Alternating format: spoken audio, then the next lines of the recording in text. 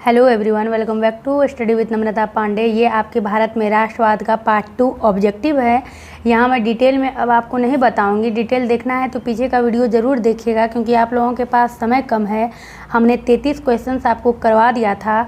आज भी देखती हूँ कंप्लीट हो पाता है या नहीं। मैं बिल्कुल प्रयास करूँगी मैक्सिमम क्वेश्चंस, कम से कम 50 क्वेश्चंस आज करवाने का, क्योंकि आज थोड़ा सा जन्माष्टमी है तो थोड़ी सी व्यस्तता है। देखते हैं कहाँ तक कंप्लीट करवा पाते हैं। तो आपका जो 34 नंबर प्रश्न है, मित्र राष्ट्र के अंतर्गत कौन कौन से देश आते हैं, यह है आपका फ्रांस, ब्रिटेन, रूस, अमेरिका। मित्र राष्ट्र का सहयोगी कब बना था?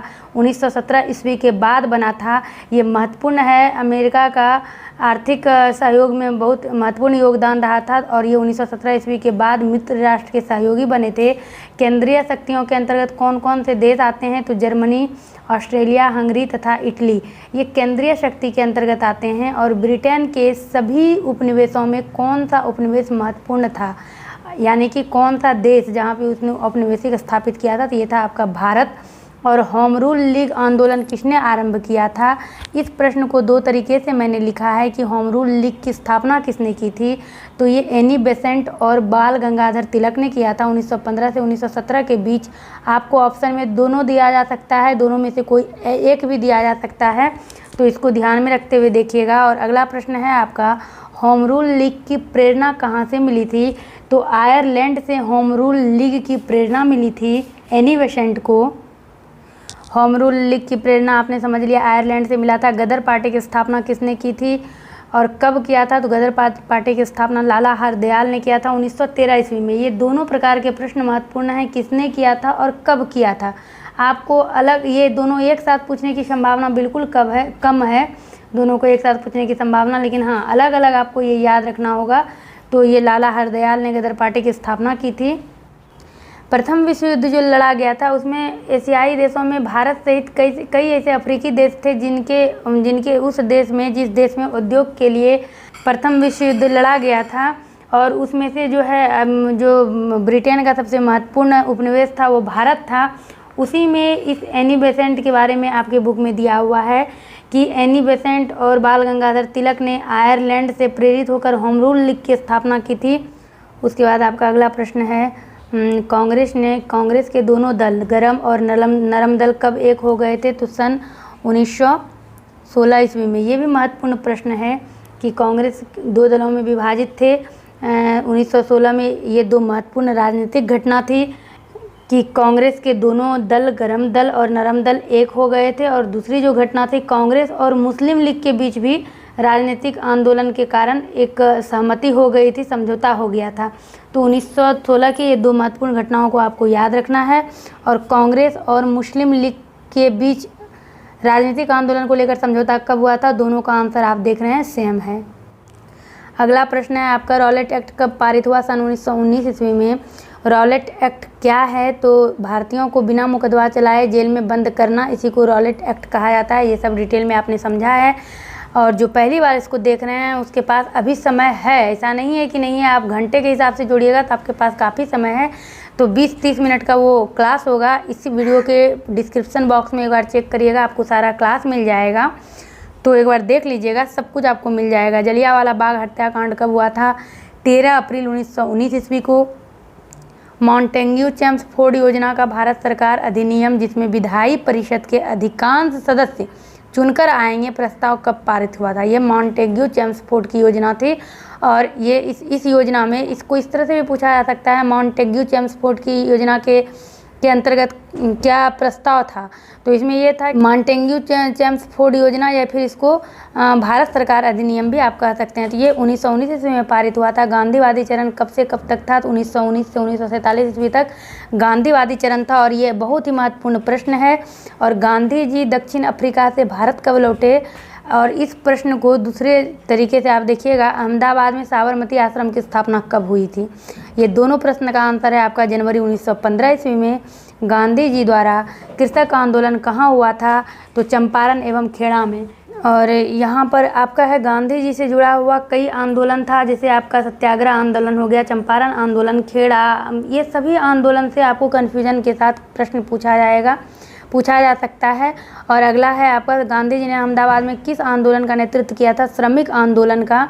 कहाँ पर किस आंदोलन का नेतृत्व किया था, ये भी महत्वपूर्ण है। और उसके बाद आपका अगला प्रश्न है, महात्मा गांधी ने किस एक्ट के विरोध में सत्याग्रह की शुरुआत की थी? तो यही जो आपका रॉलेट एक्ट था, जो कि आपने देखा था कि भारतीयों को बिना मुकदमा चलाए जेल में बंद कर देना, ना उसे सूचित किया जाता था कि आपका अपराध क्या है नहीं है, और उसे जेल में बंद कर दिया जाता था। तो ये है आपके गांधी जी ने इसी के खिलाफ सत्याग्रह की शुरुआत की थी।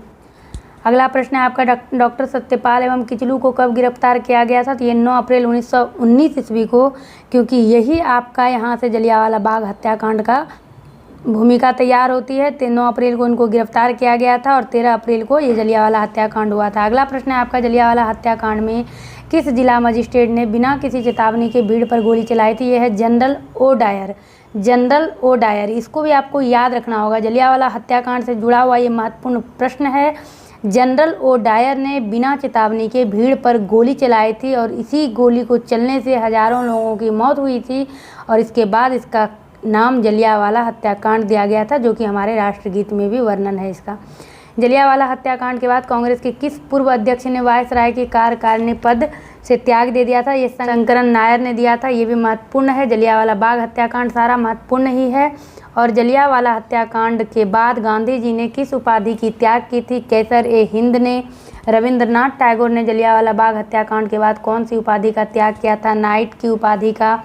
खिलाफत आंदोलन कब हुआ था? 1920 ईस्वी में। खिलाफत आंदोलन किसके विरुद्ध आंदोलन था? तो ये भारतीय मुसलमानों का तुर्की के प्रति ब्रिटेन के विरुद्ध, जो तुर्की के प्रति ब्रिटेन के विरुद्ध ही जो खिलाफत आंदोलन था। और फिर आपका प्रश्न है, महात्मा गांधी और भारतीय राष्ट्रीय कांग्रेस अधिवेशन अमृतसर में कब हुआ था?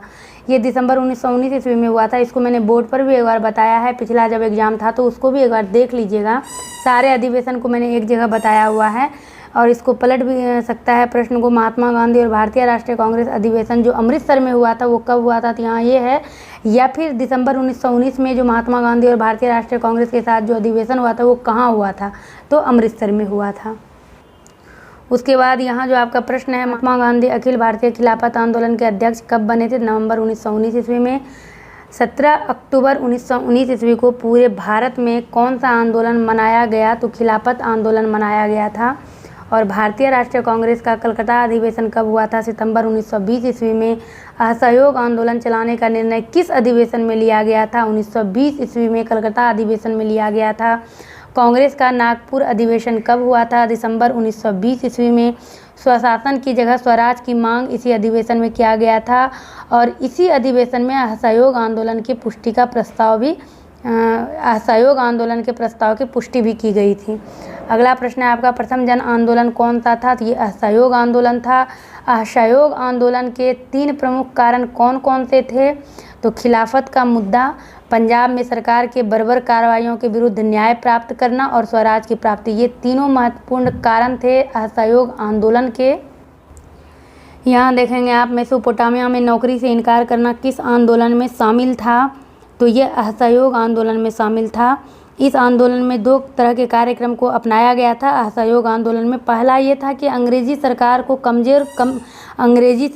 कमज़ोर करने और उनको नैतिक रूप से पराजित करना, और दूसरा जो था इसमें कि जो भी गैर सरकारी समारोह है उसको बहिष्कार करना है, सरकारी स्कूल और कॉलेज को बहिष्कार करना है, विधान परिषद के चुनावों को बहिष्कार करना है और विदेशी वस्तुओं का बहिष्कार करना, साथ साथ मेसोपोटामिया में भी नौकरी करने से इनकार करना शामिल था इसी में। तो ये महत्वपूर्ण है कि मेसोपोटामिया में नौकरी से इनकार करना किस आंदोलन में शामिल था? असहयोग आंदोलन में। इसके साथ साथ आपको सारी चीज़ को याद रखना है, सरकारी स्कूल कॉलेजों का बहिष्कार करना भी इसी आंदोलन में शामिल था, विदेशी वस्तुओं का बहिष्कार करना भी इसी आंदोलन में शामिल था, गैर सरकारी समारोह का बहिष्कार करना, ये सब मैंने इसलिए रिपीट कर दिया ताकि आपके दिमाग में रहे।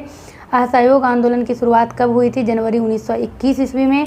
और वेल्थ के प्रिंस का स्वागत मुंबई में विश्वव्यापी हड़ताल के साथ कब किया गया था? ये महत्वपूर्ण है। ये वेल्थ के राजकुमार थे जो कि मुंबई आए थे और उनका जो स्वागत किया गया था, काले झंडे को दिखाकर उनका स्वागत किया गया था और वो समय था 17 नवंबर 1921 ईस्वी। हुआ ये था कि इसी में जो आंदोलन जब आपने देखा असहयोग आंदोलन के अंतर्गत विदेशी वस्तुओं का बहिष्कार किया जाने लगा और मोतीलाल नेहरू, चित्तरंजन दास ऐसे कई बड़े बड़े बैरिस्टर ने अपनी चलती हुई वकालत को छोड़ दिया था और इस असहयोग आंदोलन में अपना नेतृत्व प्रदान किया था।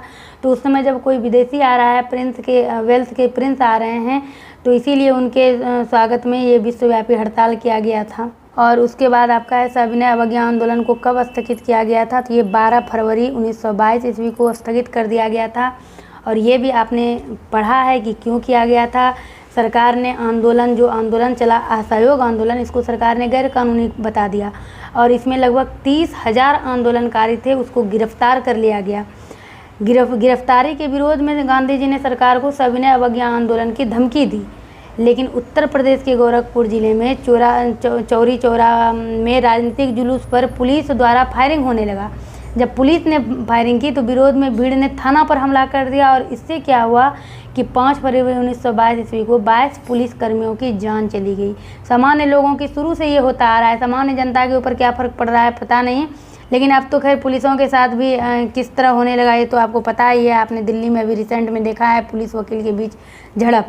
तो उस समय जब 22 पुलिसकर्मियों की जान गई तब गांधी जी समझ गए कि जनता जो है अभी सविनय अवज्ञा आंदोलन नहीं करने को तैयार है, क्योंकि ये तो बिल्कुल उग्र हो चुका है। इसीलिए गांधी जी ने 12 फरवरी 1922 को इस आंदोलन को स्थगित कर दिया और इसके साथ ही गांधी जी को ब्रिटिश सरकार ने गिरफ्तार कर लिया था और 6 वर्षों के लिए कारागार में बंद कर दिया गया था। बिना किसी गलती के उनको सज़ा मिली थी।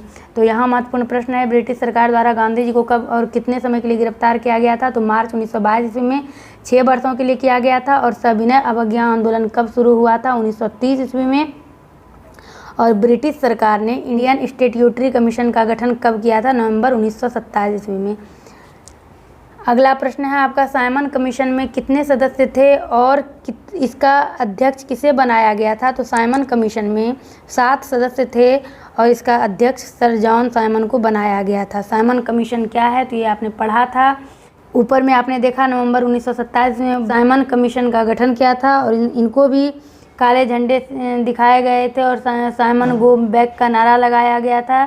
और साइमन कमीशन का विरोध भारतीयों ने इसीलिए किया था कि 7 सदस्य गठन था जिसमें कि एक भी सदस्य भारतीय नहीं थे, सभी सदस्य अंग्रेज थे। इसीलिए भारतीयों ने इसका विरोध किया था। भारतीयों को ये जरा सा भी भारतीयों को ये अच्छा नहीं लगा कि हमारे लिए फैसला कोई विदेशी करे, कोई अंग्रेज करे। इसीलिए विदेशियों द्वारा किए गए निर्णयों को भारतीयों ने ठुकरा दिया। इसीलिए जब 3 फरवरी 1928 को साइमन कमीशन बम्बई पहुंचे थे तो इनका स्वागत काले झंडे से किया गया था और हड़ताल का प्रदर्शन किया गया था और नारा लगाया गया था, साइमन वापस जाओ, साइमन गो बैक। तो यहाँ तक मैंने आज कंप्लीट किया है और आगे मैं इस अध्याय को कम से कम ज़रूर इसके ऑब्जेक्टिव को कंप्लीट करके आपके सामने मैं लेकर आऊँगी। उसके बाद प्रैक्टिस सेट शुरू करेंगे। तो आज बस इतना ही रहने दीजिए। वीडियो को लाइक ज़रूर करिएगा। कमेंट का तो रिप्लाई उतना नहीं दे पाती हूँ मैं, लेकिन लाइक देखती हूँ तो लगता है कि आप लोग देख रहे हैं, आप लोग को कुछ बेनिफिट है, इसीलिए आप लोगों के लिए मेहनत करती हूँ।